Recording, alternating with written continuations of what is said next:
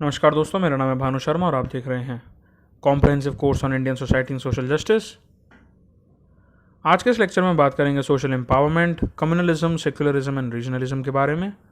But before starting this lecture is a small announcement for all of you that do you have a long term vision to achieve success? Unacademy brings you new batches starting from 23rd of June 2021 to edge your exam preparations and help you with your journey. Use the referral code ARPITA10 ARPITA10 and get 10% off. Subscribe now, click on the link below to subscribe. 1 year batches for UPSC CSE are also starting, both in bilingual as well as in Hindi language, plus English batches like Expedition UPSC CSE batch will also start on 23rd of June. 2 year batches are also going to start from 23rd of June, bilingual as well as in English plus in Hindi language. लक्ष्य UPSC CSE 2023 GS की पूर्ण तैयारी। We have a Phoenix revision batch as well to boost the revision of UPSC 2021 aspirants. We have designed it in such a manner that in these 4 months we will revise both pre and mains based syllabus in a test oriented manner. Top Unacademy educators will cover the important concepts for UPSC CSE prelims, and these courses would be helpful for aspirants preparing for UPSC CSE exams. And the aspirants at any stage of their preparation will be benefited from these courses. The courses will be covered in bilingual, Hindi as well as in English language. So do not miss this opportunity. Enroll now. The link is given in the description below the video. आज हम जिस concept के बारे में from the social issues and society part is concern बात करेंगे वो है social empowerment, communalism, secularism and regionalism के बारे में। देखिए, सोशल एम्पावरमेंट के कंसेप्ट को समझने से पहले वो होता क्या है और हम कैसे स्पेशली जो पुअर पीपल हैं, जो हिरार्की में पिरामिडल स्ट्रक्चर में नीचे की तरफ हैं, उनको कैसे सोशल एम्पावर करें वो समझें। देखिए, सोशल एम्पावरमेंट जो है वो एक प्रोसेस है जिसमें हम एक सेंस ऑफ ऑटोनॉमी और सेल्फ कॉन्फिडेंस क्रिएट करते हैं बिटवीन दोज कम्युनिटी या ऐसे इंडिविजुअल्स के बीच जो कि खुद को जिनकी सेल्फ इस्टीम बहुत ज़्यादा नीचे आ चुकी है। वो साइकोलॉजिकल लेवल पर भी हो सकता है, वो सोशल कैपेबिलिटीज़ के लेवल पर भी हो सकता है। So we define social empowerment as that it is a broad area of practice drawing upon social work and community development principles, जिसकी वजह से एक पर्टिकुलर कम्युनिटी जो है उसे स्ट्रेंथन अप हो। वो social empowerment is understood as the process of developing a sense of autonomy and self confidence and acting individually as well as collectively to change the social relationship. और ये जो social relationship या social interaction है ये कई बार अच्छी भी होती है किसी सोसाइटी में, जैसे कि अगर हम बात करें वेस्टर्न कंट्रीज़ में जहाँ पर बहुत लोग ब्रदरहुड के साथ रहते हैं, जहाँ सोशल इंटरेक्शन बहुत अच्छा है। इवन वहाँ पर मेजॉरिटेरियनिज्म भी देखने को मिलता है पर्टिकुलर कम्युनिटीज़ में, कुछ कम्युनिटीज़ माइनॉरिटी में भी फिर भी। बट कुछ ऐसे भी देश हैं जहाँ पर कम्युनल वायलेंस के रूप में या जो सोशल इंटरेक्शंस हैं वो इतनी अच्छी नहीं हैं। ना तो question comes at how to empower people socially. देखिए, जो गरीब लोग हैं उनके एम्पावरमेंट के लिए सबसे पहले जो उनके स्ट्रॉन्ग इन्फ्लुएंस्ड एरियाज होते हैं जिसको कि हम इन्फ्लुएंस कर सकते हैं, उनको ठीक करने के लिए सबसे पहला इसमें आते हैं इंडिविजुअल एसेट्स, जैसे कि आपका लैंड हो सकता है, हाउसिंग, लाइफ स्टॉक और सेविंग यानी कि जो बचत खाते हैं उसको भी, plus making them capable in all types of human social and psychological behaviourism से भी हम एम्पावर कर सकते हैं लोगों को सोशली। अगर हम ह्यूमन लेवल पे बात करें, अगर गरीब लोगों को हम गुड हेल्थ या एजुकेशन प्रोवाइड करेंगे तो गुड हेल्थ और एजुकेशन की वजह से सबसे पहले वो ह्यूमन लेवल पर एम्पावर होंगे सोशली। प्लस सोशल कैपेबिलिटीज़ को अगर हम बढ़ाते हैं, जैसे उनकी सोशल बिलोंगिंग की सेंस या सेंस ऑफ आइडेंटिटी, काफ़ी बार देखेंगे कि कम्युनिटीज़ के बीच में आइडेंटिटी की जो सेंस है वो इतनी अच्छी डेवलप नहीं होती है।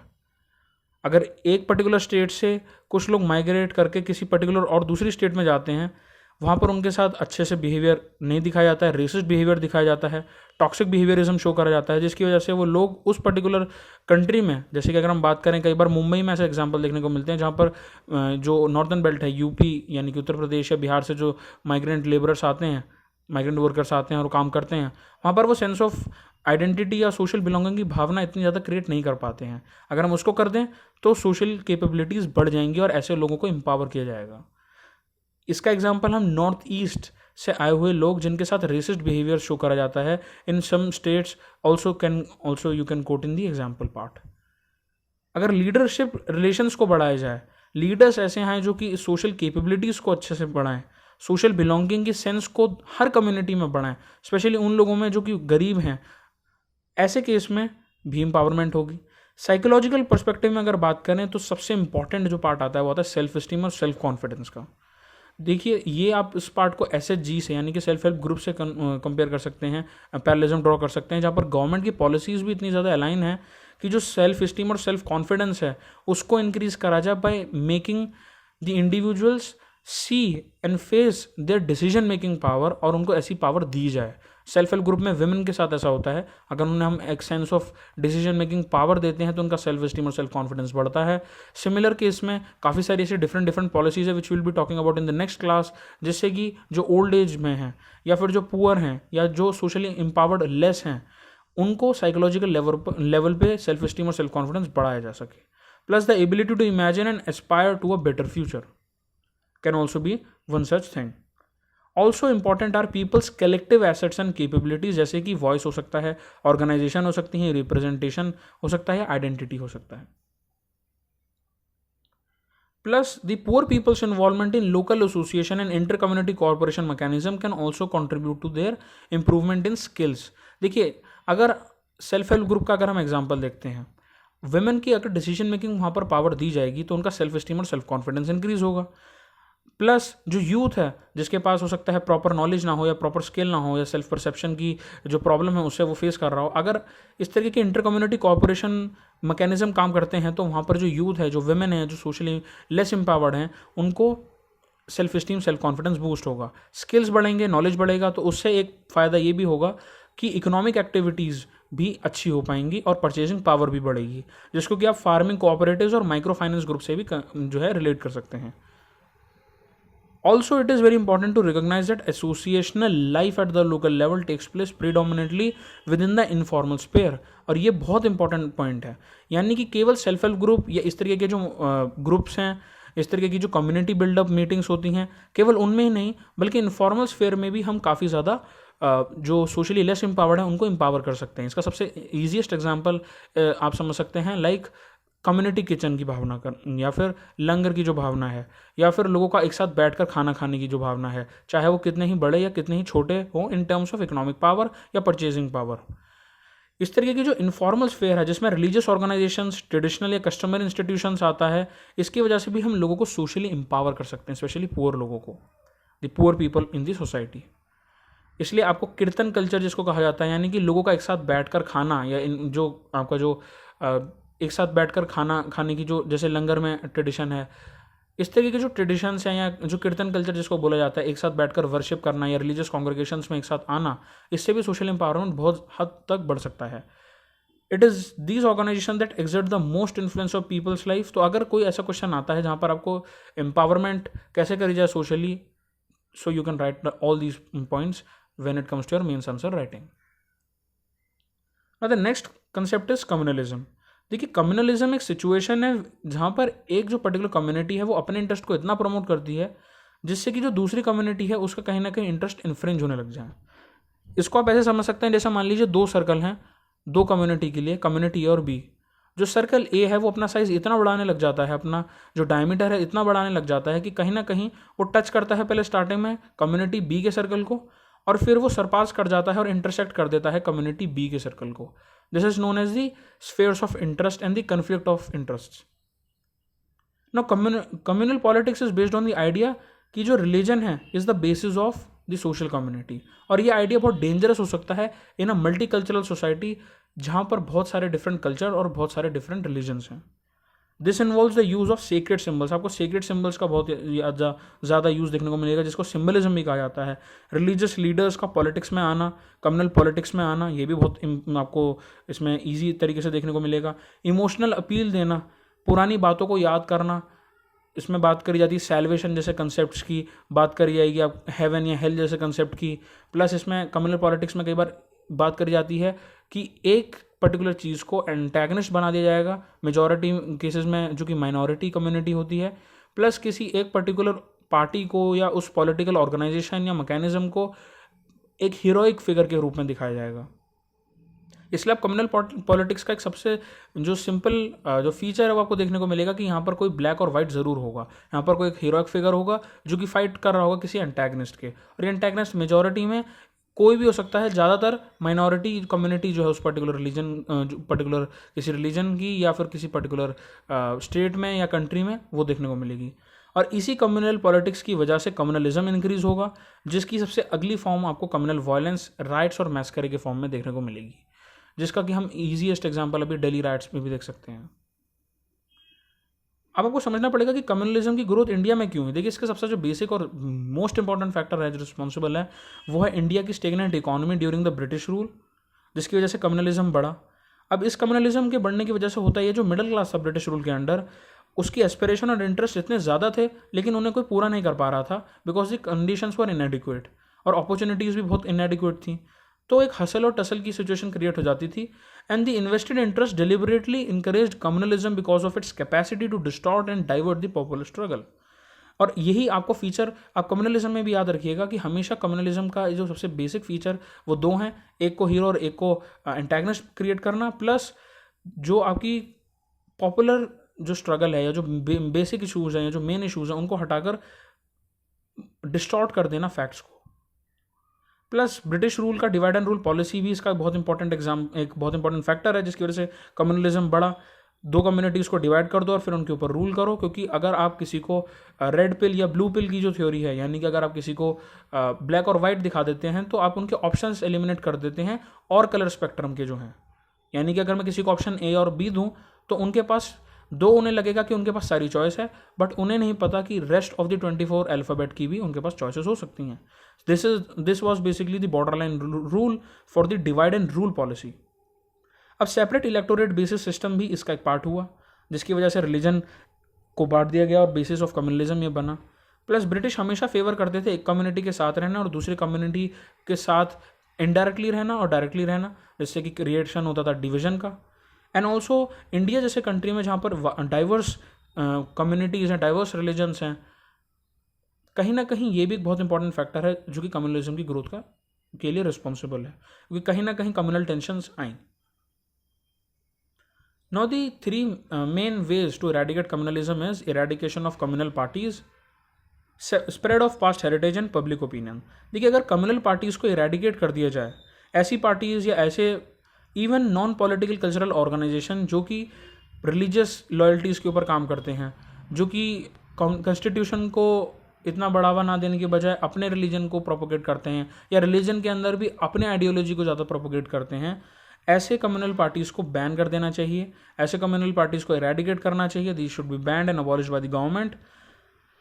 प्लस पास्ट हेरिटेज जो है हमारी, जो है वसुदेव कुटुंबकम की जो भावना है, जो पेट्रियटिज्म की जो फीलिंग है, वो ज़्यादा से ज़्यादा प्रोपोगेट करनी चाहिए to the Hindus, to the Muslims and to the Sikhs who were in the process of uniting the India and for the wellbeing of the nation. Plus mass media इसमें बहुत important role निभा सकता है। एक public opinion के point of view से अगर हम बात करें, mass media must play imperative role to generate awareness about the harmony. But mass media का एक जो साइड क्रिटिक ये है कि इसमें टाइम लगता है, अवेयरनेस को क्रिएट करने में टाइम लगता है। ये ऐसा कोई कंसेप्ट नहीं है कि एक हफ्ते के अंदर लोग अवेयर हो जाएंगे।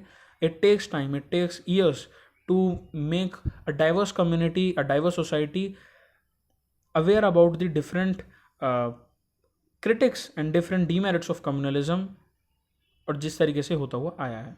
So people must be aware of the dangerous consequences of the communalism part। अब अगर हम बात करें रीजनलिज्म की, देखिए कम्युनलिज्म एक फिलॉसफी के तरीके से आप समझ सकते हैं, but regionalism generally refers to the ways of thinking and acting एक रीजनल स्केल पे। It refers to the shifting authority and functions जो कि लोकल या स्टेट या नेशनल गवर्नमेंट पे हो सकता है, to regional entities. Regionalism is an ideology and a political movement that seeks to advances the cause of regions. और ये आपको इंडिया जैसे कंट्री में बहुत देखने को मिलेगा। रीजनलिज्म की जो भावना है ये आपको मिडल ईस्ट कंट्रीज़ में कम देखने को मिलेगा, बिकॉज मिडल ईस्ट कंट्रीज़ या जो छोटी कंट्रीज़ हैं उनके अंदर रीजनलिज्म होना ऑलमोस्ट मुश्किल है। लेकिन बड़े कंट्री जैसे यूएसएसआर की अगर हम बात करें, जब यूएसएसआर टूटा कोल्ड वॉर के बाद 1990s के अराउंड, तो उसमें भी एक मेजर जो फैक्टर था वो रीजनलिज्म ही था, क्योंकि डिफरेंट रीजन में डिफरेंट आइडियोलॉजी होगी, उनके पॉलिटिकल मूवमेंट्स होंगे और वो अपनी खुद की आइडेंटिटी इंडिविजुअल सेटअप करना चाहेंगे, क्योंकि वो हाइब्रिड आइडेंटिटी या बायकल्चरल आइडेंटिटी को तोड़कर अपना इंडिविजुअल स्टैंड क्लियर करते हैं और अगर ऐसा होता है तो ये बहुत नेगेटिव हो सकता है एक स्टेट के लिए, एक नेशन स्टेट के लिए। As a process it plays role within the nation as well as outside the nation. अब आपको समझना है कि रीजनलिज्म दो तरीके से होता है। पहला हो सकता है इंटरनेशनल लेवल पे और दूसरा होता है नेशनल लेवल पे। दोनों ही तरीके के रीजनलिज्म के जो इम्पैक्ट्स हैं वो पॉजिटिव भी होते हैं और नेगेटिव भी होंगे। इसका ज़्यादातर और स्ट्रेट इम्पैक्ट सोसाइटी पे, पॉलिटी पे, डिप्लोमेसी किस तरीके से काम कर रही है, इकोनॉमी, सिक्योरिटी जो कि इंटरनल या एक्सटर्नल हो सकती है, कल्चर, डेवलपमेंट और नेगोशिएशंस एटसेट्रा पे बेस्ड रहती है। जैसे कि अगर इंटरनेशनल लेवल पे बात करें, इंटरनेशनल लेवल पर regionalism refers to transnational cooperation to meet a common goal or to resolve a shared problem, or it refers to a group of countries such as Western Europe or Southeast Asia linked by geography, history और economic features। इसका सबसे simplest example आप समझ सकते हैं the Jewish movement.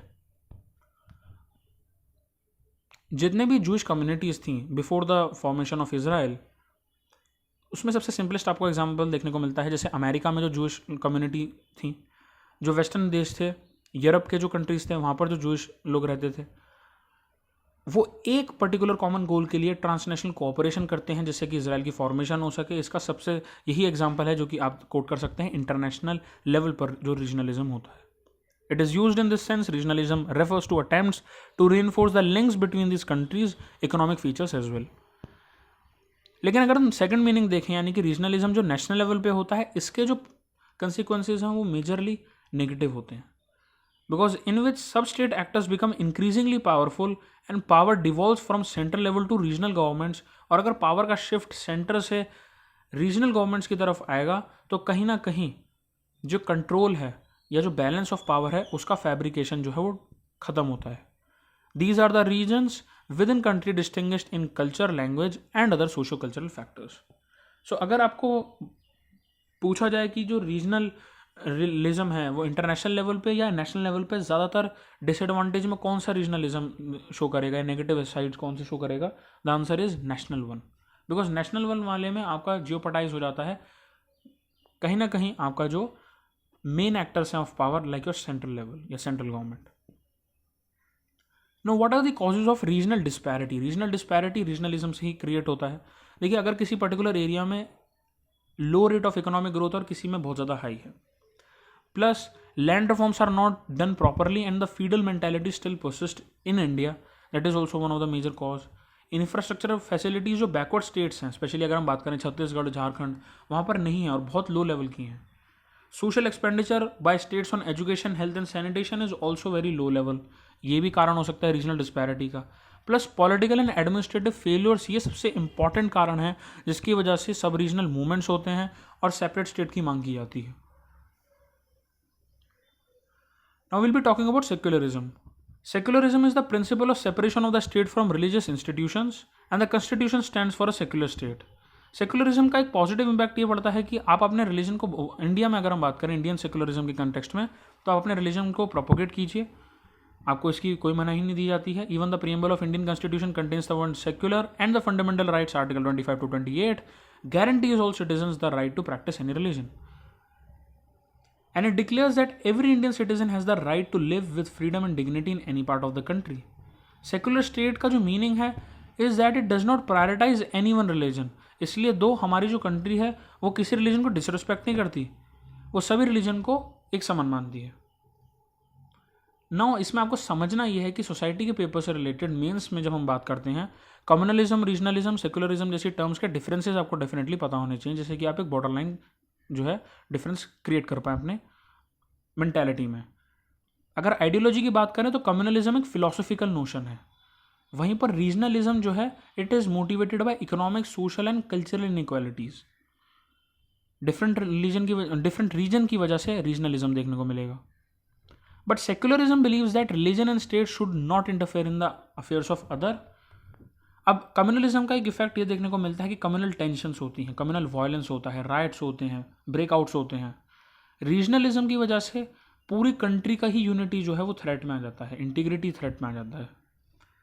Secularism का effect ये होता है कि अगर हमने करेक्ट सेकुलरिज्म को अप्लाई किया तो स्टेबिलिटी और पीस आ जाता है सोसाइटी में, लेकिन अगर इनएक्यूरेट तरीके से सेकुलरिज्म को अप्लाई किया जाए तो हम ट्रेडिशनल फैब्रिक है, जो ट्रेडिशनल कल्चर है, जो कि रिलीजन से आता है पर्टिकुलर कम्युनिटीज़ में, हो सकता है वो हाइब्रिडाइज्ड हो जाए, जिससे कि traditional practices can be lost in the process. अगर हम एक्सप्रेशन की बात करें, that communalism manifest as an expression of the superiority of one's community and intolerance of indifferent communities. However, regionalism is developed as an expression of a group identity. Regionalism में group identity follow करेगा, और communalism में जैसे मैंने आपको पहले बताया heroic figure versus the antagonist. लेकिन सेकुलरिज्म में सभी रिलीजन को एक जैसा माना जाता है, equally in the sense that no single religion will be favoured over the other in any form. इसलिए चाहे मोनोथिस्टिक रिलीजन हो या पॉलिथिस्टिक हो या फिर एग्जिस्टेंशियलिज्म से रिलेटेड जो है आपके रिलीजन हो, उन सभी को एक जैसा माना जाएगा. एप्लीकेशन की मैंने आपको पहली बात बताई है that communalism is used as an instrument of power. इसको पावर के लिए यूज़ करा जाता है. वोट बैंक पॉलिटिक्स में, कम्युनल पॉलिटिक्स में यूज़ करा जाता है कम्युनलिज्म को. Regionalism is applied by regional political parties and not by communal politics. और इसलिए रीजनल पॉलिटिकल पार्टीज के द्वारा इसका एक सबसे सिंपल जो को देखने को मिलेगा इसका कंक्लूजन, वो ये है कि सेपरेट स्टेट की मांग की जाती है कई बार. However secularism is usually applied in multicultural societies like your America, India, with different religion groups by making the state neutral to all religions. Now the question comes, what is the place in society? Communalism को देखिए एक negative phase ही माना जाएगा हमेशा, क्योंकि communalism से लड़ाई झगड़े राइट्स होते हैं. लेकिन रीजनलिज्म जो है उसके टू स्कूल्स ऑफ थॉट आते हैं. Regionalism finds fewer takers in a population that does not believe in the upliftment of the entire country as a whole. और सेक्युलरिज्म के लिए आप इसको कोट कर सकते हैं that secularism is enshrined in the constitution of the India following the 42nd amendment in 1976. However I also have given you this material जहाँ पर ओरिजिन आपको बताया हुआ कि कम्युनलिज्म, रीजनलिज्म और सेक्युलरिज्म का ओरिजिन कैसे हुआ. However it is not that important from exams perspective, just for your further knowledge. You can have a look, you can take the screen shots if you want.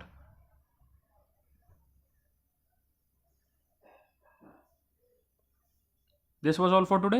Thank you and stay safe. Unacademy, let's crack it.